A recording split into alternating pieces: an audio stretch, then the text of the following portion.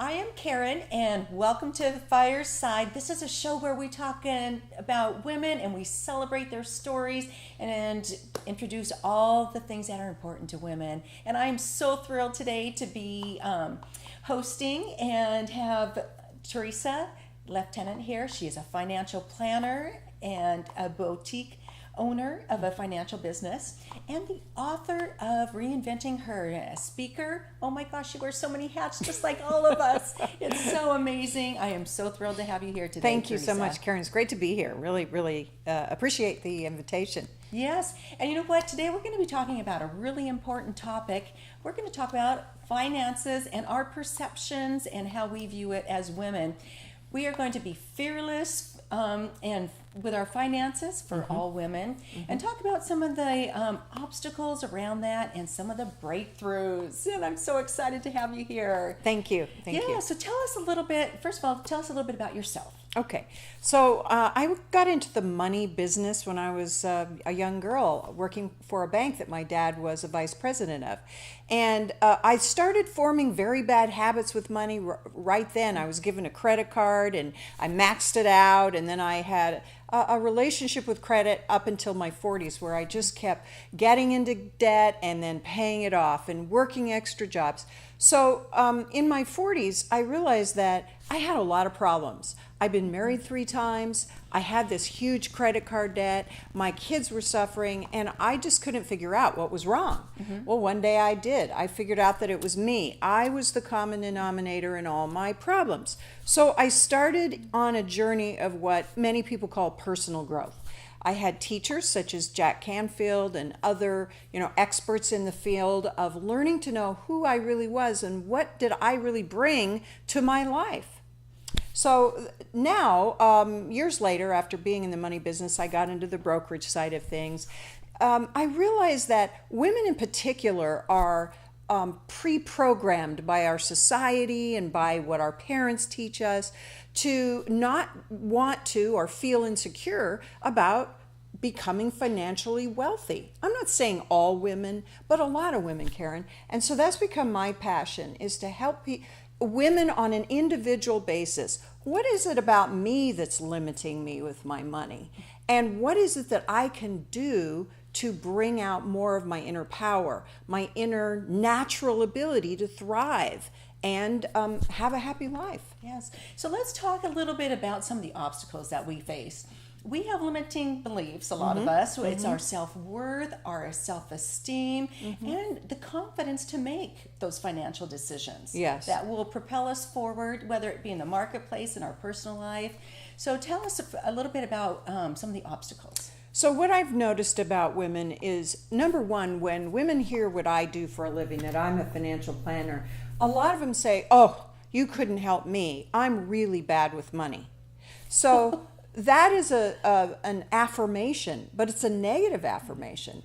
So one of the first obstacles that women have is to turn their negative thinking around their abilities with money into positive thinking. And what does that take? It takes a little bit of awareness, like even noticing that you are speaking negatively. I'll never be able to retire. I won't be able to, I wouldn't be able to handle my money if my husband died. I don't know anything about investments. See, all these things that you've heard women say and certainly think. Absolutely. So, the first thing that we can all do as women is to overcome this negative thinking around our abilities with money, because really it's just like anything else. If you want to learn how to be financially successful, all it takes is a clear intention to do it and changing your mind from negative to positive. That is wonderful. So, so what are some of the other things that limit us, that women face, that are challenges to that? Okay, so here's a big one. We live busy lives. We have lots of things we get to do and lots of things that we have to do, right? Yeah. And so we feel overwhelmed a lot of times. We're supporting a lot of people in our lives emotionally. So the obstacle that's hard for women is to change, because the motivation to change is we need that inner excitement, that inner desire for something different. When all of us are so overwhelmed, it's really hard to get up the motivation to change. It is, yes. And so, what are some other things that we can do? And I know you also have an exercise that you can take women through to help them to not just to change their mindset, but those words, and to identify what maybe some of those limiting beliefs are and how to work with that. So here's what I've noticed about you, Karen. I've only known you for a very short time, but I can tell you're very motivated in this new path that you're taking in your life. You're excited about helping women discover themselves and network together and support each other. So you have a lot of inner feeling of excitement and energy, don't you? I do. Well, it's because you discovered it.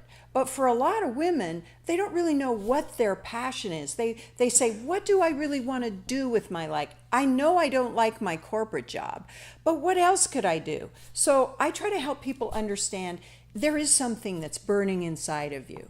And a lot of times it was something that you connected to early in your life, but it sort of got pushed out of you, either by your parents saying, no, you can't do that, or circumstances in your life. So I feel like the motivation to change, to take on a new way of deciding and choosing, is just about finding what you love to do and then having the courage to pursue it. Yes. I mean, that's how come I wrote in my book. My book is called Reinventing Her, helping women plan, pursue, and capitalize on their next chapter. You have to plan and pursue your passion. And I think one thing too that I see in a lot of women, because I meet a lot of women during the my days. Sure. And we don't give ourselves permission That's right. to actually think about what we want, That's right. because we're a lot of moms, or if you've been in corporate for a long time, it's what everybody else is wanting. Right. And to identify those things and realize, it's okay to have a passion in things that we love and It to is. pursue that. It is. A lot of women believe, we're nurturers, right? We're naturally nurturing. We naturally feel warm and satisfied when we're supporting our children or our husband or our friends in what they want to do in life. It's much more difficult to say, I deserve it too. But by the way, you do. You do deserve to have the life where you wake up every day excited, you feel satisfied, you have happiness. And that's what my life is like now. And it didn't used to be. I was, destined to be a hard drinker and somebody that was in a challenged life. If I hadn't decided, no, I can change this. I do have the talents inside me. And then I learned, which is obstacle number 3, we have to learn that we have this inner power qualities inside of us. Now, self-esteem is one of the first things that people talk about. Like, how can I raise my self-esteem? Do you know how you have to raise your self-esteem? How's that? You have to take a risk and succeed. You have to do something that's outside your comfort zone and succeed at it. Then you have esteem for yourself because you won, you succeeded, you made it happen. That's how you build self-esteem. Now, I do this exercise that I learned from Jack called writing a list of 100 successes in your life.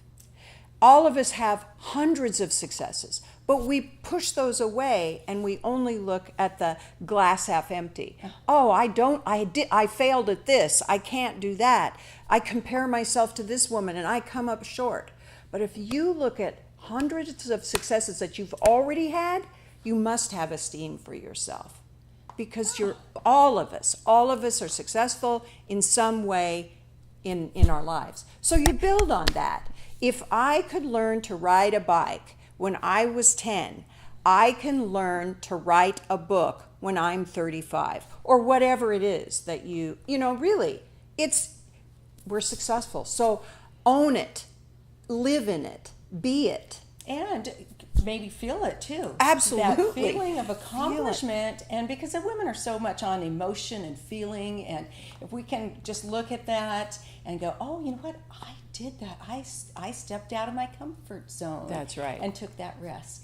And when there's people around us, which we all know there are, who believe that bragging is bad, you just have to say thanks for sharing, but I going to just feel good and brag about myself because I deserve it and it makes me feel good. And that's the reason to do it, because it makes you feel good. It doesn't mean that you have to hurt anybody, but by saying, I am good at this, then that's what you're here to do. You're here to thrive and to give your gifts. Yes. And I think you were referring that in your book too, is letting your light shine. Yes. And not keeping it to ourselves. That's and right. your God-given talents, and to share those with other women. So, Exactly. Oh, Exactly. how exciting. We're on a new growth pattern here. Well, and it's to true. help women. Yes. And I would say to the women who are listening, don't forget that if you feel like, I really want to know more about myself, I want to find my passion, a year from now, 2 years from now, I want to have a different life than I have now. Ask for help. Find a coach. Read a book. There's lots of different ways that you can get on the growing within, the personal growth path that I call it, and many other people call it. Just get on it. And it really is the best way to live a life. Because the more you learn about yourself, the more you love yourself, the more you love yourself, the more other people love you. And our life is about expansion. It's about becoming more, not becoming less. Yeah. Those are beautiful words.